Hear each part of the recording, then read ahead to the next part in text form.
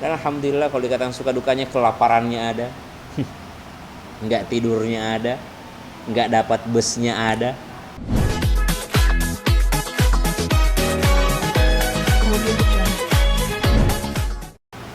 Ustaz, boleh ceritain mungkin kedatangan hari ini gimana seperti pengalaman waktu hari Perjalanan Ustaz. dari Alhamdulillahirobbilalamin, kita berangkat dari Jeddah, dari Madinah ke Jeddah pukul 6 pagi waktu setempat.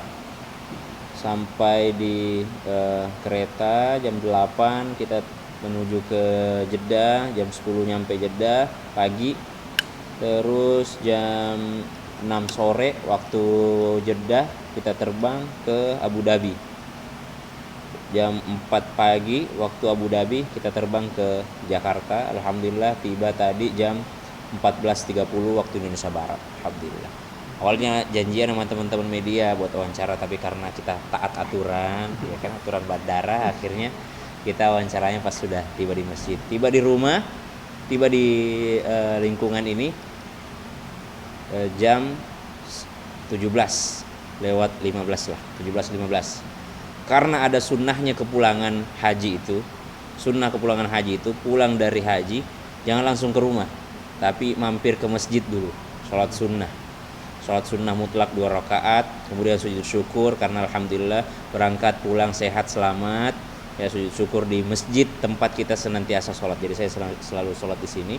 Dari sini saya tadi sholat sunnah, habis itu pulang beres-beres, baru ke sini sholat maghrib, baru ketemu sama teman-teman media. Ustaz, mungkin boleh ceritain suka dukanya selama di Mekah dan Madinah sudah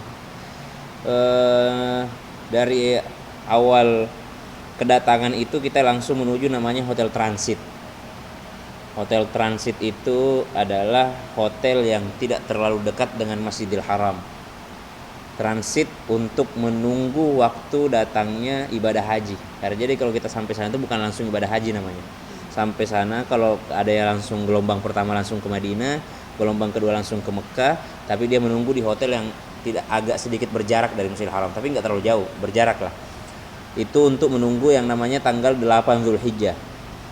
Di hotel transit ini seperti dengan apartemen-apartemen yang ada di Jakarta mungkin, tapi lebih low budget lah. Ya, jadi di hotel transit ini kita bersama dengan para jamaah itu mengisi pengajian persiapan ibadah haji, termasuk yang paling penting itu diisi adalah hatinya. Jadi memang kita siapkan nih orang-orang, ya, kalian datang ke sini mau jalan kaki, 1. Kalian mau datang ke sini tuh mau kelaparan, 2. Ya, kalian datang ke sini tuh mau tidak tidur, 3. Jadi semua disiapkan dari situ.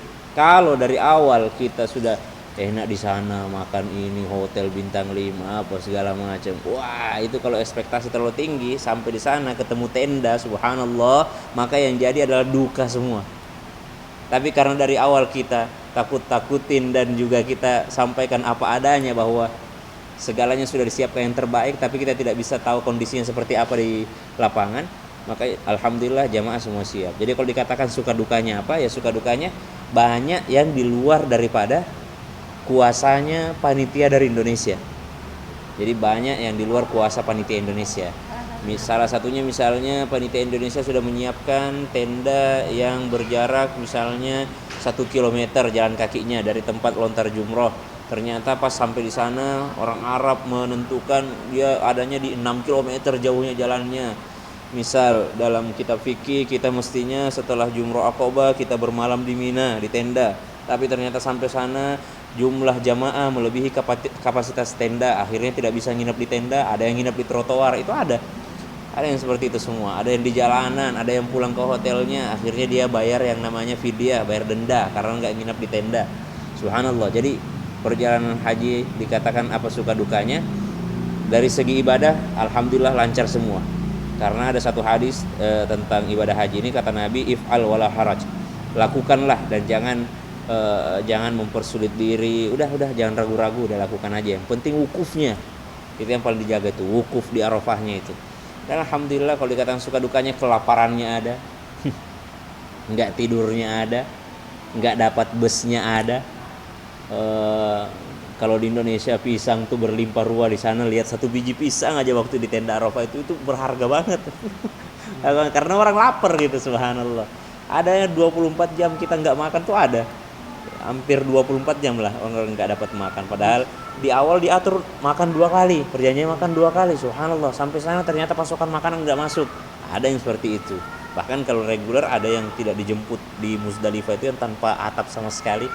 Yaitu semua tergantung kondisi pas sampai sana, itu suka dukanya sih. Itu semua Pak Ustadz rasakan Pak Ustadz? Yang saya rasakan itu yang di Arafah. Yang di Arafah itu yang makan harusnya segini jadinya dikurangi porsinya, ya kan? Saya 2 kali janjinya, ternyata tinggal 1 kali. Itu tidak ada unsur kesengajaan daripada panitia pelaksana. Semua karena kondisi yang ternyata tahun ini sangat-sangat membeludak sekali. Subhanallah. Saya berangkat bersama jamaah 98 lah sama panitia semua. Kita itu sebenarnya haji furoda. Namanya haji furoda itu orang tahu bahwa itu adalah mahal. Tapi alhamdulillah kita sudah kasih tahu ke jamaah bahwa mahalnya kita itu bukan mahal fasilitas, tapi mahal karena nggak nunggu antrian. Mahal langsung berangkat. Jadi yang mahal itu adalah visanya. Tapi ya fasilitas kita siapkan yang terbaik. Sampai sana diatur sama orang Arab bahwa kamu tempatnya di sini, kamu tempatnya di sini, kamu gabung sama orang sini.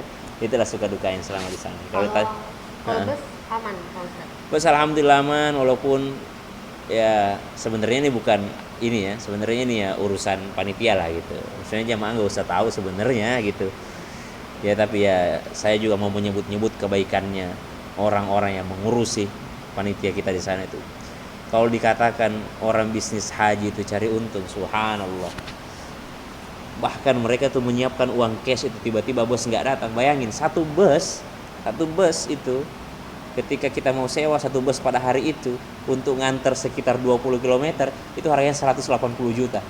Satu bus nyewa semalam, subhanallah. Jadi memang benar-benar saya merasakan itu. Selesai wukuf di Arafah, malam belum datang bus kita, ternyata diambil sama jamaah Arab bus kita yang sudah kita sewa sebelumnya. Akhirnya kita sewa lagi yang baru. Nah, kalau dikatakan keluar uangnya, keluar lagi uang, tapi alhamdulillah jamaah nggak usah tahu itu. Ya, jamaah nggak tahu menahu semua hal itu. Semua alhamdulillah dari orang-orang baik, orang-orang yang mau mengeluarkan hartanya di jalan Allah, karena Nabi janjikan digantikan 700 kali lipat. Ya, dan itu terbukti semua. Ustaz, itu kok itu kan Ustaz sama Pak Jibran kan sempat nggak makan nih berjanjian itu. Iya. Gimana Ustaz? Maksudnya pasti merasakan kelaparan? Pasti. Ada aturan lain? Saya itu nggak pernah suka makanan Arab. Saya tuh nggak pernah suka namanya nasi Arab tuh, nggak pernah. Jadi kalau orang kadang-kadang undang ceramah kan biasanya kebuli apa sih, nggak bisa aku makan itu. Lebih cocok makanan Jepang, Asia gitulah. Tapi pas di Arafah tuh saking laparnya itu nikmat banget tuh nasi Arab tuh. Merasakan. Jadi kalau dikatakan rasakan lapar semua, tapi alhamdulillah panitia sudah memprediksi walaupun bukan kesengajaan tapi memprediksi bahwasanya siapa tahu nanti nggak ada makanan, akhirnya kita beli berkardus-kardus mie instan, ada yang bawa pisang, ada yang bawa roti, ada yang bawa apa. Tapi kan namanya di sana kita mau ibadah ya, subhanallah. Ya kali kita lagi ibadah kita makan, teman kita enggak. Jadi yang awalnya sebenarnya perbekalan cukup untuk kita, ya akhirnya karena kita bagi-bagi ya lapar-lapar lagi gitu. Tapi ya semua merasakan itu, semua merasakan itu, alhamdulillah ala kulli hal. Ustaz, kalau untuk doa khusus Ustaz sama istri ada nggak? Waktu di sana Di sana. kebanyakan nginget anak sih, kebanyakan nginget anak, kebanyakan ucap syukur aja karena dari berapa banyak hambanya Allah kita yang dipanggil ke sana gitu dengan mudah, dengan nyaman, dengan semua fasilitas yang Allah kasih sama kita. Jadi di antara doa saya yang paling banyak itu adalah alhamdulillah, segala puji bagi Allah. Terima kasih Allah, terima kasih. Ya itu aja sih kayaknya permintaan khusus, Rabbi auzi'ni an ashkura ni'matakal lati. Karena ini juga saya sampaikan kepada jamaah bahwa ketika Nabi Sulaiman punya segalanya, punya harta, punya jabatan, punya semuanya, Nabi Sulaiman berdoa, Rabbi auzi'ni an ashkura ni'matakal lati an'amta 'alayya wa 'ala walidayya. Ya Allah, bimbing aku agar selalu bersyukur. Jadi salah satu doa yang selalu aku panjatkan bahwa jangan sampai aku ini lupa menjadi orang yang bersyukur gitu. Ustaz, kan biasanya kalau apa yang kita lakukan di sini biasanya di Mekah kelihatan ya Ustaz. Ustaz sendiri mengalami itu. Ada stigma yang menakut-nakuti orang berangkat ke sana. Jadi banyak orang mau diajak ke sana, kenapa nggak ke sana? Takut aku belum bersih dari dosa, takut dibalasan. Kabar baiknya kalau Allah balas di dunia alhamdulillah sebenarnya gitu. Tapi ya selama kita berangkat ke sana bolak-balik banyak saya dapati orang yang ada jamaah saya tidak pernah sholat, sampai di sana baru sholat. Alhamdulillah. Habis sholat, alhamdulillah pulang dari sini jaga sholatnya, jaga semuanya. Alhamdulillah. Tuh ada satu Pak Haji itu, dia cerita dia bayangin dia sholat nih, pernah lihat nggak orang sholat pakai tripod? Dia muslim dari lahir, tapi saking nggak pernah sholat dia nggak tahu bacaan sholat. Dia sholat pakai HP-nya pakai tripod. Dia baca situ, qul ya ayyuhal kafirun la. Saking nggak pernah yang sholat. Seandainya dikatakan Allah langsung balas, paling dibalas lah orang ini. Malah sholat kan wajib. Apa dia nikmat di sana? Justru malah pulang dari sana jadi orang yang lebih baik lagi. Jadi haji mabrur. Jadi kita mesti menghilangkan stigma bahwa pemikiran bahwa Allah balaskan di sana. Kalau Allah mau, nggak usah ke sana, di sini dibalas. Allah langsung balaskan. Tapi Allah saking cinta sayangnya sama hambanya, Allah tidak balaskan di dunia. Mungkin kalau Allah kasih kita sesuatu, ya kita harus sadar diri bahwa ya mungkin Allah sedang azab saya. Tapi kalau misalnya ke sana ya alhamdulillah semua dilancarkan sama Allah Subhanahu wa taala. Kalau konser nggak ada. Alhamdulillah ala kulli hal, sampai sana lancar jaya. Paling kalau saya sakit sedikit saya rasa bahwa ini hapus dosa gitu kan, karena ada yang mengatakan bahwa di sana tuh pasti batu gitu, yang nggak batu cuma onta katanya. Kalau ketika lempar jumrah sendiri seperti apa Pak Ustadz? Kalau aku lihat di Instagram kan Pak Ustadz apa ya bilangnya, captionnya lupa lagi, ada nafsu. Oh iya, saya bilang bahwa kita simbol melempar setan, tapi saya khawatir batunya malah mantul ke saya sendiri karena setan yang ada dalam diri itu lebih besar daripada setan yang ada di situ. Ya artinya Nabi kan pernah bilang gitu. Saya cuma mengutip dan memodifikasi kalimatnya Rasulullah bahwa Nabi pulang dari peperangan yang besar. Nabi bilang ada musuh yang lebih besar daripada peperangan tadi, yaitu adalah nafsu. Ya sama saya bikin caption ya, memodifikasi daripada kalimat itu bahwa kita habis lontar jumroh sebagai simbol melempar setan, tapi ada setan yang lebih besar karena bisa jadi batunya mantul karena setan yang lebih besar ada dalam diri gitu, yaitu nafsu gitu. Tadi kan kita bilang yang dipikirkan anak itu emang agak itu atau gimana? Iya. Atau emang kalau keburu ikut bisa dibuat apa? Haji juga atau seperti apa?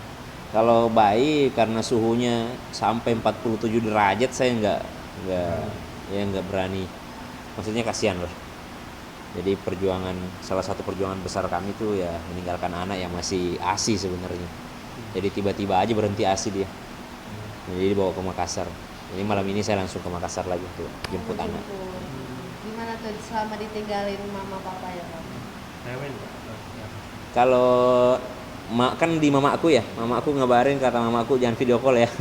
Karena habis video call dia nyari netek pasti. Dia nyari susu pasti kalau habis video call. Pokoknya kalau lihat emak itu langsung begini ya. Dia simbol mau nyusu. Jadi kurang video call aja kita. Paling dikirimin video-videonya aja. Ya. Berarti ketika di depan Ka'bah atau pas lempar jumroh gimana sih momennya Pak Ustadz? Ya, saya pribadi kalau lagi bawa jamaah fokusnya kepada jamaah gitu. Jadi kayak doanya ngebimbing. Saya ya lebih khusyuk ketika sendiri. Kalau sendiri pas lah terbayang lah semua itu. Putaran pertama ngucap syukur, saya diizinkan tawaf. Putaran kedua mohon ampuni dosa. Putaran ketiga mohon selamat dunia akhirat. Putaran keempat tentang pekerjaan, tentang keluarga, ya, pekerjaan, ini segala macam. Jadi ya berasa pas tawafnya segala macam, permintaannya itu banyak. Pas sama istri mungkin ada bisa ngajarin atau ada apa ya istilahnya niat khusus supaya istri itu aku di sana apa gitu. Iya, jadi sama dengan istri-istri saya kan bukan basic agama ya. Istri saya itu kan pendidikannya umum terus sampai kuliah swasta segala macam. Jadi saya bilang ke dia bahwa berangkat aja udah. Ibadah haji itu bukan ibadah bacaan, ibadah haji itu ibadah gerakan. Lu mau keliling kagak baca apa-apa juga sah. Ya kan, mau lempar-lempar doang kagak baca apa-apa juga sah gitu. Satu doang bacaan dalam haji itu, labbaik Allahumma labbaik, ya.